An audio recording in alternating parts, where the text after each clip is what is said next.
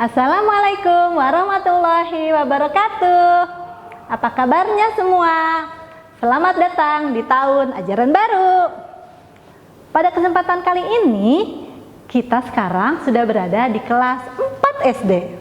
Pasti kalian semuanya senang ya, sudah berada di kelas yang lebih tinggi. Oke, anak-anakku, hari ini kita akan belajar bahasa Indonesia.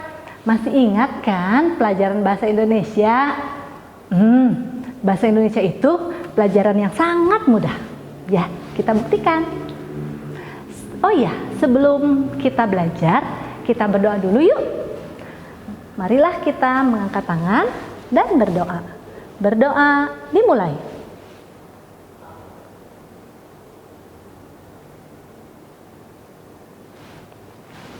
Amin. Oke, terima kasih ya anak-anak. Kalian sekarang sudah siap dengan alat tulis kalian ya, dengan konsentrasi yang penuh, konsentrasi yang baik. Insya Allah belajar kalian akan maksimal. Oke, kita mulai ya. Oke, hari ini kita akan belajar bagaimana tentang menentukan gagasan pokok dan gagasan pendukung. Apa itu ya gagasan pokok dan pendukung? Kita lihat. Untuk gagasan pokok artinya adalah sebuah gagasan yang menjadi dasar suatu pengembangan paragraf. Jadi, gagasan pokok ini adalah ide pokok yang pasti terdapat dalam sebuah paragraf. Nih, gagasan pokok ini disebut juga sebagai ide pokok. Jangan lupa ya, gagasan pokok disebut juga sebagai ide pokok. Jadi sama artinya antara gagasan pokok dengan ide pokok.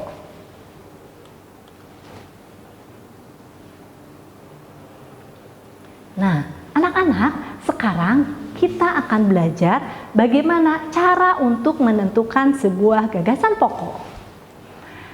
Gagasan pokok biasanya diwakili oleh sebuah kalimat utama.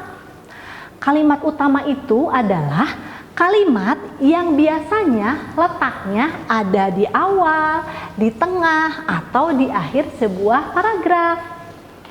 Jadi, gagasan utama ini sangat penting dalam sebuah paragraf.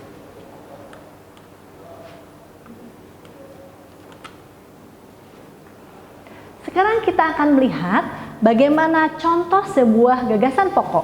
Ibu bacakan ya. Contoh gagasan pokok. Indonesia terdiri dari berbagai suku bangsa dan agama.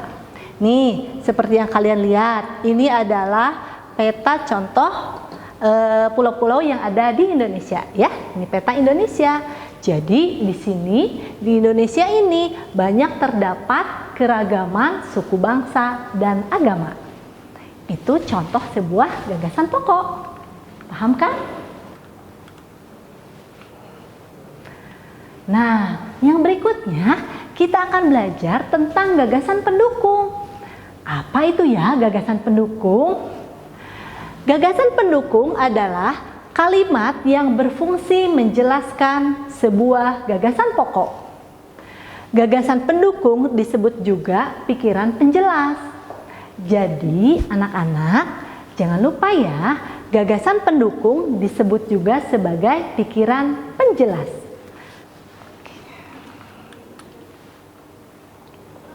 Sekarang, kita akan belajar bagaimana untuk menentukan sebuah gagasan pendukung. Nih, kita lihat ya, gagasan pendukung atau pikiran penjelas biasanya akan selalu ada setelah kalimat utama atau setelah ide pokok. Sekarang kita lihat ya, bagaimana contoh sebuah gagasan pendukung yang ada setelah gagasan pokok. Nih, di sini ada sebuah gagasan pokok dan ada gagasan pendukungnya. Ibu bacakan ya. Contoh gagasan pokok.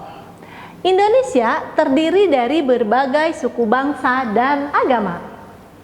Maka, berdasarkan gagasan pokok di atas, kita akan membuat bagaimana gagasan pendukungnya. Gagasan pendukung ini pasti menjelaskan gagasan pokok. Nah, contoh gagasan pendukungnya adalah ini. Contoh suku bangsa yang ada di Indonesia adalah suku Sunda, Jawa, Bali, Batak, Aceh, dan sebagainya. Sedangkan contoh agama yang ada di Indonesia adalah agama Islam, Kristen, Hindu, Buddha, Konghucu. Bagaimana? Sudah jelas belum? Jadi, Ibu ulangi ya. Yang namanya gagasan pendukung ini, kalimat ini, gagasan pendukung ini pasti menjelaskan gagasan pokok.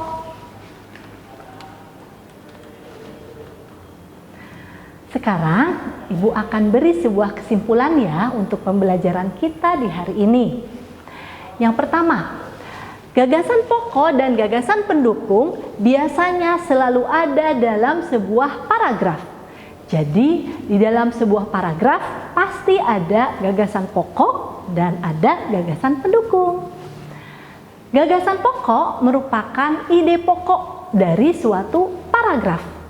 Gagasan pokok merupakan inti cerita dari paragraf tersebut. Nah, sedangkan berikutnya ada yang dimaksud pula dengan gagasan pendukung. Kalau gagasan pendukung ini pasti akan menjelaskan sebuah gagasan pokok. Jadi, kesimpulannya antara gagasan pokok dengan gagasan pendukung saling berkaitan dan tidak mungkin terpisahkan.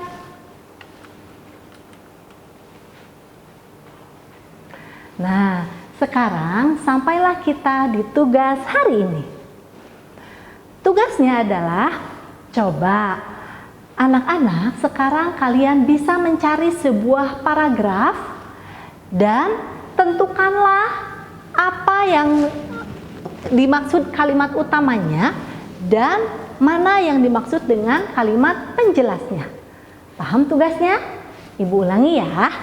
Tugasnya adalah buat sebuah kalimat utama atau ide pokok. Topiknya boleh bebas, boleh tentang liburan kalian atau misalkan cerita tentang hewan, tumbuhan dan sebagainya. Pokoknya cari satu topik yang kalian sukai. Kemudian setelah kalian mendapatkan topik yang kalian sukai, kalian cari mana yang dimaksud dengan gagasan utamanya.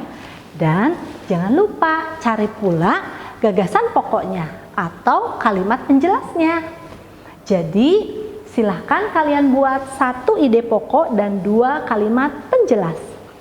Gampang kan? Oke. Untuk informasi tugas, jangan lupa ya, kalian boleh menulis tugas di buku tulis kalian. Gunakan huruf tegak bersambung ya. Dan jangan lupa ke kelas dojo ya dikirimnya. Bagi siswa yang belum bisa menggunakan huruf tegak bersambung, boleh menggunakan huruf cetak. Yang rapih ya, jangan lupa. Ibu doakan kalian bisa rapi menulisnya, bisa membuat jawaban dengan tepat. Oke? Sekian pembelajaran kali ini. Ibu ucapkan terima kasih. Selamat belajar ya. Assalamualaikum warahmatullahi wabarakatuh.